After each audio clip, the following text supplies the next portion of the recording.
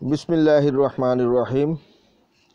প্রিয় সুধী, আজ আমরা এমন একটি সময় অতিক্রান্ত করতেছি যেটা আমরা ইতিপূর্বে কখনো এরকম সিচুয়েশন আমরা দেখিনি।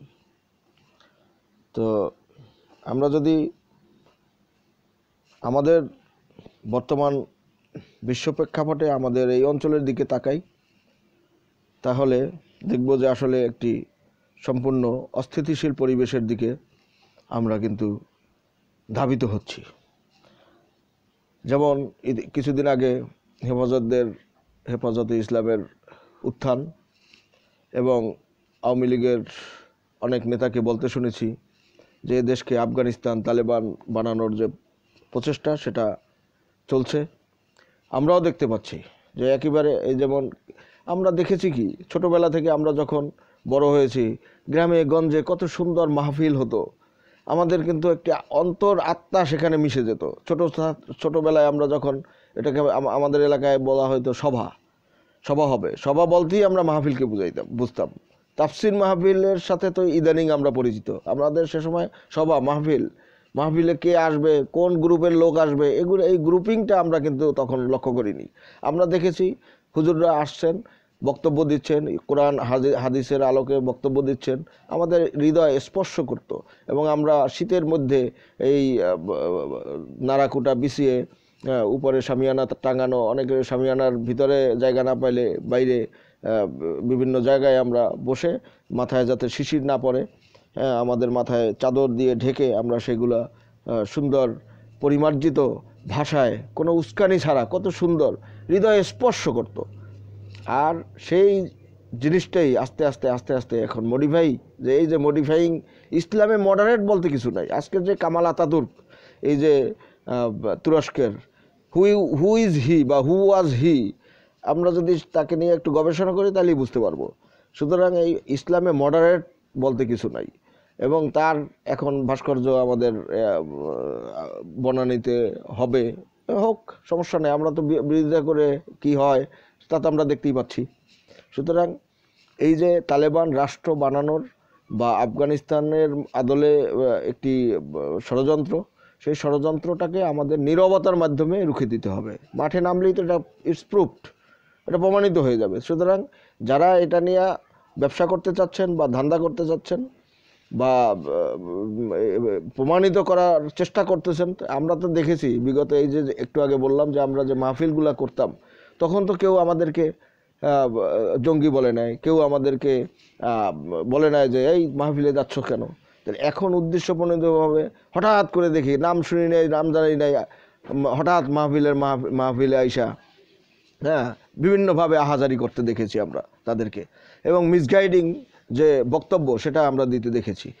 আমরা এই মিসগাইডারদেরকে চিহ্নিত করব যে কিভাবে এরা হঠাৎ করে এত লোকের সমাগম করে এবং তাদের উদ্দেশ্য কী, তাদের পিছনে কারা যোগান দিয়েছিল, এত লোক যোগানটা কারা দিয়েছিল, এবং তারই ধারাবাহিকতা হঠাৎ করে মাহফিল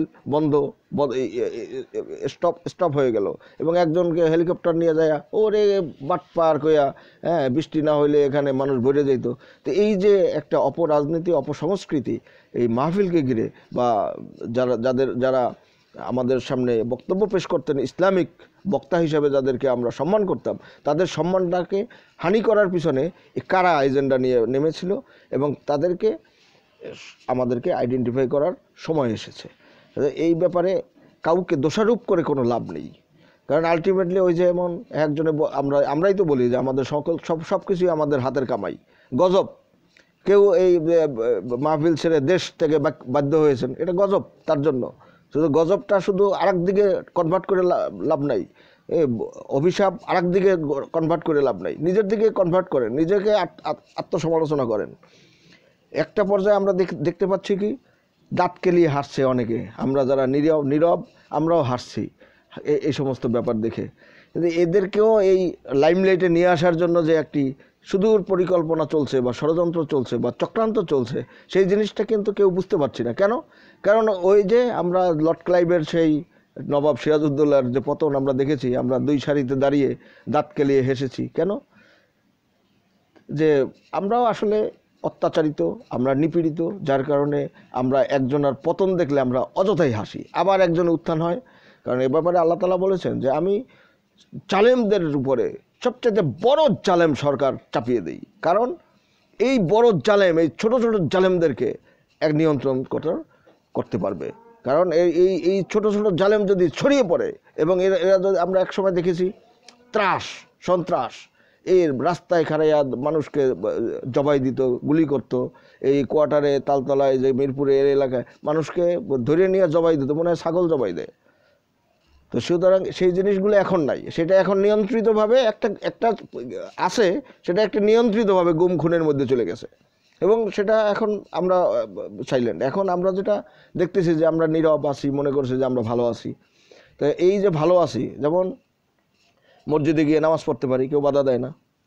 আমরা আস্তে আস্তে আসতেছে, ওই যে কিছুদিন আগে হেলথ সেন্টারের একজন লোক, ভদ্রলোক, উনি বলছিলেন যে এখানে বোরকা পরে আসতে হবে এবং টাকনুর উপরে জামা মানে পাজামা পরতে হবে বা প্যান্ট পরতে হবে। তো এটা তো ঘটনা সত্য।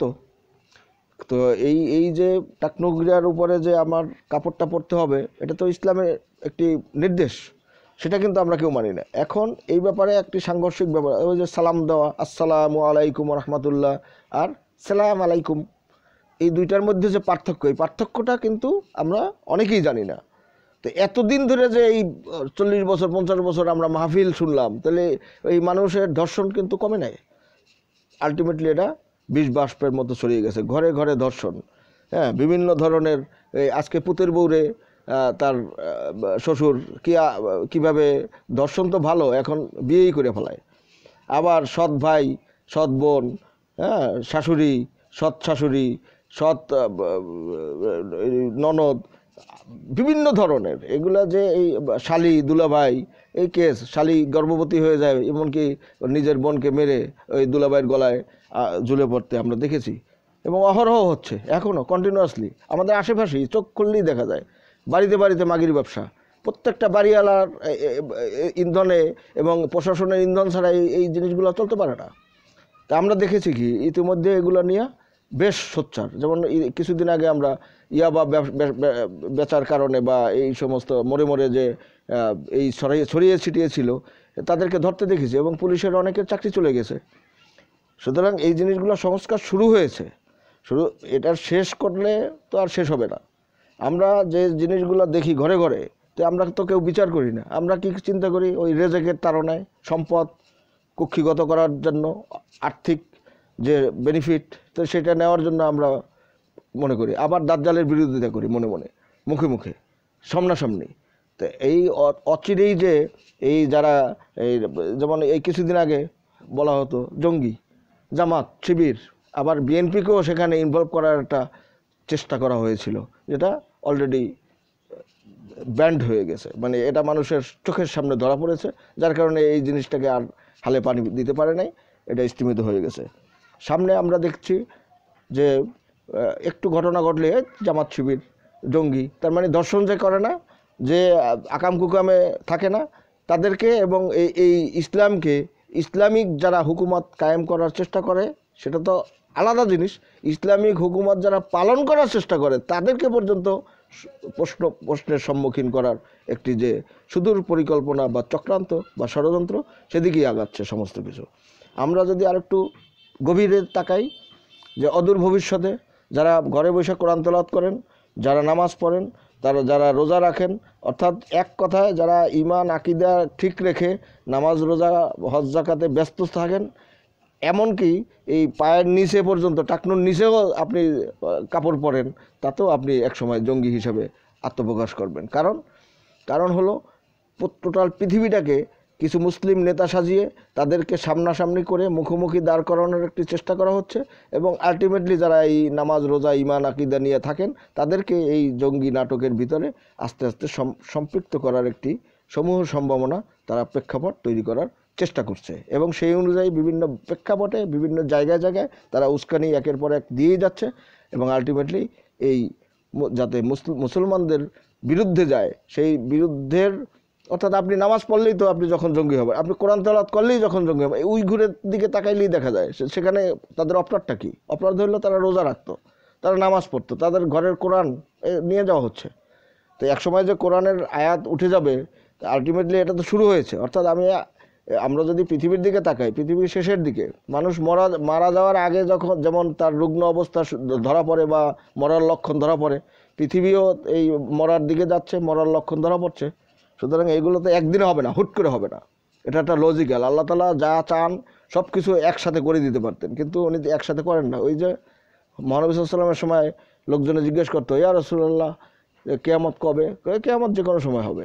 কিয়ামত যদি যে কোনো সময়, তো আল্লাহরে কও না কিয়ামত ঘটাই দিতে। তখন আল্লাহ তাআলা বলছেন কি, কিয়ামত একটি যৌক্তিক সময় হবে, যে সময় আসার সে সময় হবে, আসবে, তার এক মুহূর্ত আগেও না, এক মুহূর্ত পরেও না। সুতরাং আশা করি আপনারা জিনিসগুলো কিছুটা হইলেও অনুধাবন করতে পারছেন। ধন্যবাদ সকলকে মনোযোগ সহকারে শোনার জন্য। আল্লাহ হাফেজ।